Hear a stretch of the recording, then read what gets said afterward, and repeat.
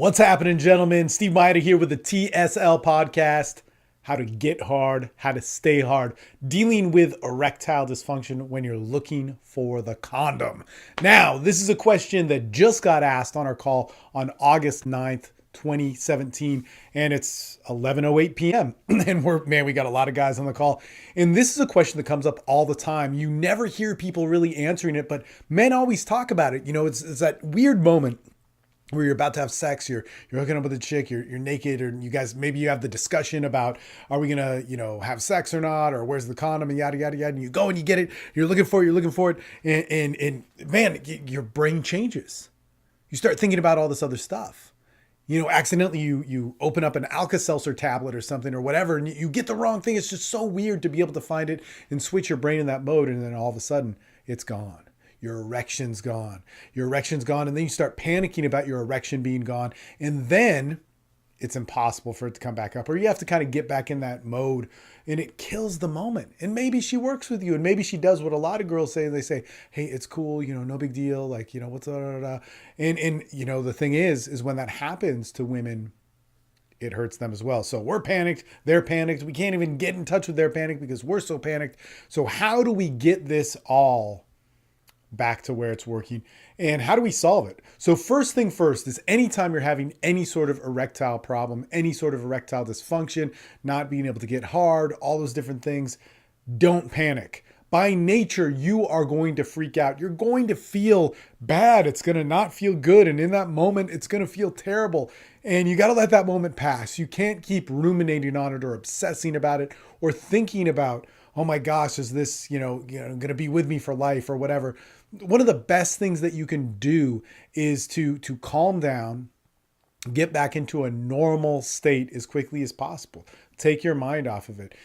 This depends on a lot of different people, but here, we talk a lot about porn, and we're very open about the different porn. There's no shame, any of that. And so we'll say like, hey man, do you want to go and watch some porn to see if your dick works again? Do that. Try it out. If that's a real problem for you and you're struggling with that, well, you should do our course. That's what you should do. But yeah, so you want to make sure it activates. And then you know that the biology works. So then there's all this talk about the neural pathways, about your brain being trained and triggered in all these different ways. Don't head fuck yourself with that shit. It's really simple, all right? Your biology will work for you. It may need to be trained to work for you. Your biology, your body, if it can get hard to porn, if it can get hard in these ways that you're used to, it can get hard in the ways where you're under pressure. It's going to take time, but if your body can biologically do that, if it can physiologically get an erection through sexual arousal, then you can do it with somebody else. The thing is, you just have to be around in those situations enough. What's going to keep it from there is you freaking out, which sets off your nervous system to move into a fight or flight response, a panic mode, one where you get the cold sweats, your heartbeat races, your mind starts hyper focusing on different things, and you start really panicking about what you need to do. That makes it then impossible for you to go into your sexual mind and be able to make that work. Now, so how do we do this? We feel the sex, right? We go for the condom, we freak out. All right. And then how do we calm that freak out and get back to the sex? Or how do we nullify the freaking outness? Really, one of the things that we can do that's probably best for when we're in this situation where we are, we have that condom break is we need to integrate that into our sexual, man, I was just telling one of the guys on the call is that my sexual escalation path since I've been maybe 25, before I was even really good with women, what it was that I just was so horny and so relentless in certain ways. And I'll describe kind of what I did, that time of the condom going on or looking for the condom, deciding on the condom, opening up the package and putting it on my dick, never got an opportunity for me to go into that fight or flight mode. It never got into that opportunity to where I, panicked or was in a spot where I broke from my sexuality. And as soon as I saw that work at such an early age, I integrated that into my lifestyle. So then when I was like 28, 29, when I started to get good with women, this never happened. Like I was telling the guys on the call, there's hundreds of used condoms that never had that opportunity to have my dick go limp. But I've had it happen in other situations. And I know, man. Anyway, so Here's the thing. When I'm in a sexual arousal mode, there's plenty of videos, watch them. If you're listening to this on iTunes or Stitcher, go to the YouTube channel. You can follow it off of the free stuff link down below, and you can join our communities, all that sort of stuff. I mean, that's what we do. This is like one of my favorite things on Wednesdays is to record these calls and to be a part of it. In fact, the recordings are nothing, man. These calls are like 5 hours long. We have like 5, 10, 15-minute videos from them. So there's a lot more genius stuff said that is not out of my mouth, that's out of the community. But that all being said, like, there's so much about sexual escalation that needs to be a building of our minds and our bodies bouncing off of each other, right? Quite literally, actually. But this process of the escalation process is that we need to feed off of each other.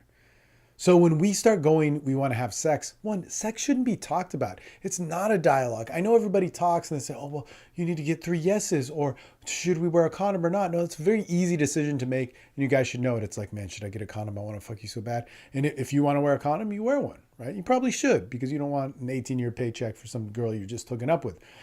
And so you get the condom, all right? And as you're getting that condom, we think then we should be out of the state of sex. We think then that, okay, we need to be logical, literal, and all these different things. But really, in the reality of it, that's where we need to build that bridge. So we get the condom. We're like, fuck, man, come here. Like, I want you to fucking grab my fucking cock while I'm walking over here looking for this, man. Play with my balls. Look at your fucking face. Jesus Christ, look at your tits. Oh, God damn. Oh, fuck, man. Look at that. Look at fucking, you want the cum in here? You want the fucking cum out of my balls? You need to be moving in those different directions. Now, there's plenty of videos on that. The Golden Dick video, watch it. It's a good one. It's there so that you can learn these different things. And there's so many there's actually probably better videos on that we cover sexual escalation and talking and so on during that. But you want that integrated, and then make the opening up of the wrapper. She's still working with you. You're still looking at her. Or maybe she's on the bed and you're getting that and you're like, fuck, man, touch your fucking pussy. Let me see that. Oh, man, I can fucking smell that from here. Jesus Christ. Oh, God, I want to put my fucking mouth on that. And you're opening up that condom. The process is integrated with your sexual interaction. Now, then, let's say, got to focus on putting this thing on. How does this go again? How do we do it in sex ed class? Well, that can also integrate the same process. Like, come here. Oh, fucking get me fucking rock hard while this goes on. Now, this whole process can still trigger erections to be lost, because if you get, first off, once again, they talk about the neural pathways. I hate it. I hate all the anti-porn stuff. As much as there's truth about how your brain is designed and it relearns and learns things, what it needs to do is it needs to relearn healthy sexuality. It needs to relearn normal sexuality, whether you've been watching porn or not. But what it has learned is it's learned to start panicking when your dick gets hard. It starts panicking at the point of sex, and it's learned that. So you have to realize that it's got to run through a few of those times. You got to realize that it's got to stop. You got to stop feeding that. We just did a video on resistance, or on, countering resistance and those things. And the last thing you want to do is meet resistance or drama with drama. The last thing you want to meet anger with is anger, because then it just builds. So when you're already, having this trouble with your erection, that there's going to be a couple times where you freak out, or a couple times where you go, oh shit, oh my God, what's happening? And you just got to stop. You got to train yourself to start stopping in that. So if you already have that problem, you have to expect that problem's going to come. Not in a way that you fear it, but expect the problem to come like you expect resistance in sex to happen. You're making out, she's going to ask you to stop. That means you're on the road. If you're putting a condom on, or you're about to have sex and you get nervous, and you know that that's a trigger point for you, go, oh, it's about to come. Man, that's just a better time for me to fucking have you play with my balls, or have you, jerk my dick off, or me suck your pussy, or suck your tits, or look at your body, and just see it as a normal process of what your body's going through during this, and continue for sex to happen, and not have your mind to stay or go more into, or go into it all, that crazy nervous panic mode that your body, you have a one-track mind when you're sexually active. It can't be occupied by multiple things at once, right? So what we want is we want to stay into that sexual zone, or get back to it very quickly. Now, a lot of guys also complain that they feel less when they're wearing a condom. This is why condoms become so unpopular, because that's the truth. You feel less. So it is a barrier between you and the natural function of the human body. But hey, it's a good choice in terms of for health safety or pregnancy or these other things. But hey, man, as I've told people before, for myself, there's a lot of times, it's probably the majority of times where I've had sex.